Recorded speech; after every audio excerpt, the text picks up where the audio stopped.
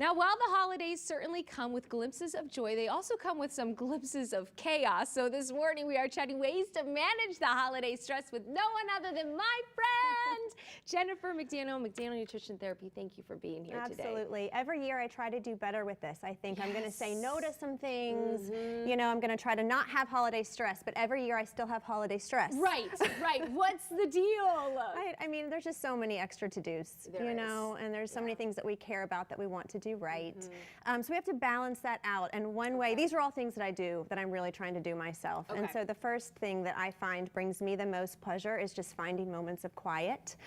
And research shows that when we sit with a little silence, you know, one time a day, a few times a day, our blood pressure lowers, our stress hormones lower, we just feel less stress, and we have the opportunity to like check in with ourselves. What do I need? I'm so busy thinking about what do others need. We all do that, that's our nature, but to pay a little bit of attention to ourselves. So my morning time is when I have my quiet time, sort of sets the tone for the day, but we can inject it in other times, you know, between a client, I might just sit and just close my eyes and just be with myself for a minute. It's lovely. I love that. Or even if you can only get 60 seconds in your car, in a closet, you know, if you're a mom of little ones, like the hot shower. the hot shower, anything, because it is that pause and that reset.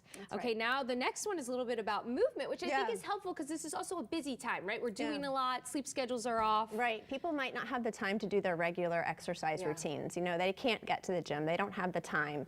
But we don't want to have that all or nothing thinking, right? There's still time for movement, and I call that exercise snacks.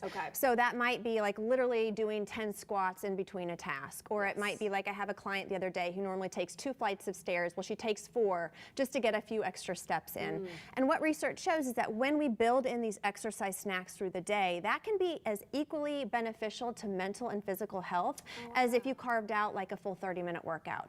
So we do have to be a little bit intentional about it, but you know, you find that, gosh, I get warmer, I feel better. There's a lot of good that comes out of taking those breaks. And you might even maybe reach just for the apple instead of the chips, right? Just because you're moving and grooving, I feel like you're a little bit more likely to fuel yourself.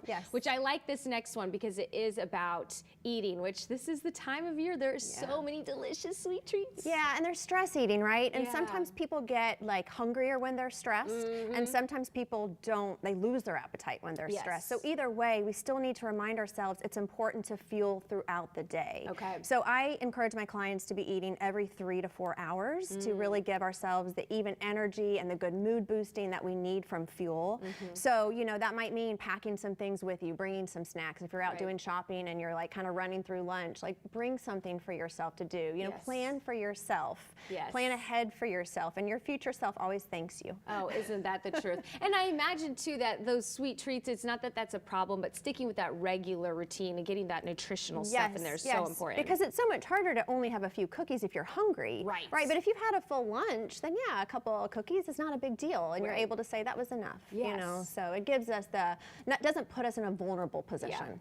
I needed this. My sister's in town. My whole routine's been off all week, so I needed this reminder. But it's been so fun because it is. You want to be present. You want to be with ones you love, but it can sometimes be hard and when there's a lot going on. Yeah, absolutely. So thank you, Jennifer, for joining us today. She has all the tips and tricks over on her website and social media. You could find more. As always, you can learn caseyk.com/showme.